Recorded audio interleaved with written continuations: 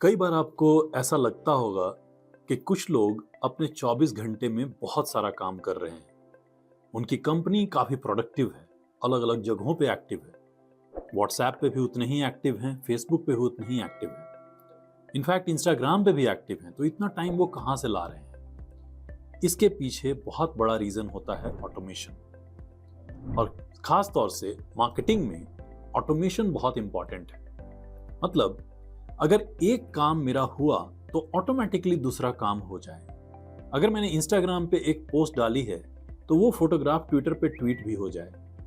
इस तरह के ऑटोमेशन ऑटोमेशन का एक और इंपॉर्टेंट काम ये है कि मेरी टीम, जिसमें कि अलग अलग डिपार्टमेंट्स हैं, सेल्स है, मार्केटिंग है, एचआर है, अकाउंट्स है, इन डिपार्टमेंट्स के लोगों के साथ मैं अपने डेटा को प्रॉपरली शेयर कर सकूं। जब कोई लीड मेरे यहाँ फॉर्म फिलअप करता है तो अकॉर्डिंगली डेटा मेरे सेल्स टीम के साथ भी शेयर हो जाए, मेरी मार्केटिंग टीम को भी पता चल जाए, एंड देन वो सारी टीम, वो सारे डिपार्टमेंट्स अपनी स्ट्रैटेजी के ऊपर काम कर सके। अगेन इसमें आपको ऑटोमेशन की जरूरत होगी। इस तरह के ऑटोमेशन में कई बार सिस्टम इंटीग्रेशन की जरूरत पड़ती है। मतलब दो अलग अलग सिस्टम्स आपस में बात कर सकें। जैसे गूगल फॉर्म का डेटा जो मेरे पास आया है वो सीआरएम में चला जाए, सीआरएम का डेटा व्हाट्सएप पे ऑटोमेटिकली शेयर हो जाए। इसमें कई सारे सिस्टम्स हैं, अलग अलग प्लेटफॉर्म्स हैं, इनको इंटीग्रेट करने की बात आएगी।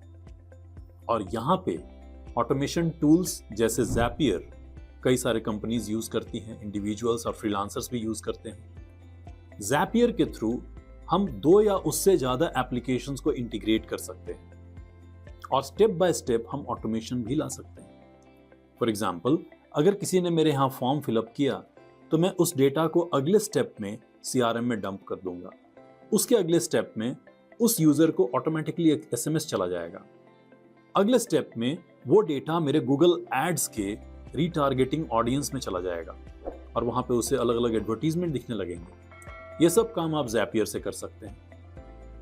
नाउ ज़ैपियर हमें फ्री अकाउंट भी देता है जिसमें कि कुछ एप्स हम इंटीग्रेट कर सकें और कुछ ज़ैप्स बना सकें। ज़ैप्स का मतलब इंटीग्रेशंस। तो आप फ्री अकाउंट से ट्राई करना शुरू कर सकते हैं, देख सकते हैं। अगर आपको थोड़े सस्ते में ऑटोमेशन चाहिए, आपकी कंपनी का बजट उतना नहीं है, तो आप पैबली कनेक्ट भी यूज कर सकते हैं। बहुत सारी कंपनीज पैबली कनेक्ट के थ्रू ऑटोमेशन करती है अपने यहाँ पे। इसमें से कोई भी टूल यूज करिए। इंपॉर्टेंट ये है कि मैं अपने टाइम को बचाऊं और कम से कम टाइम में ज्यादा एक्टिविटीज करूं।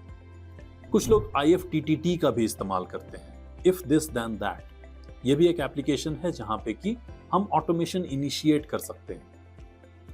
तो ज़ैपियर चूंकि प्राइस ज्यादा है, महंगा है, मगर बहुत स्मूथ है इंटीग्रेशन वहां पे।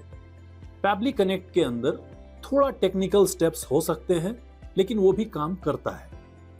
और IFTTT में बड़े इंटरेस्टिंग एप्लेट्स हैं, बड़े इंटरेस्टिंग इंटीग्रेशंस प्रोवाइड किए जाते हैं। जैसे मैं चाहता हूं कि मुझे SMS आ जाए जब भी इंटरनेशनल स्पेस स्टेशन मेरे छत के ऊपर से गुजरे, तो मुझे एक नोटिफिकेशन आ जाए। तो अगर आप एक स्पेस प्रोग्राम एंथुजियास्ट हैं तो आपको मजा आएगा उन चीजों को देखने में और ट्रैक करने में। IFTTT में इस तरह की भी चीजें अवेलेबल हैं। आप अपने टाइम को बचाइए, कम टाइम में कम रिसोर्सेज के साथ ज्यादा प्रोडक्टिव हो सकते हैं because of these automation tools. तो अगर आपने इनमें से कोई भी टूल ट्राई किया है या फिर आपका फेवरेट इंटीग्रेशन और ऑटोमेशन टूल कौन सा है, ये आप कमेंट में जरूर बताइएगा। और ये भी बताइएगा कि वो क्यों फेवरेट है आपका, उसमें कौन सा फीचर आपको पसंद है।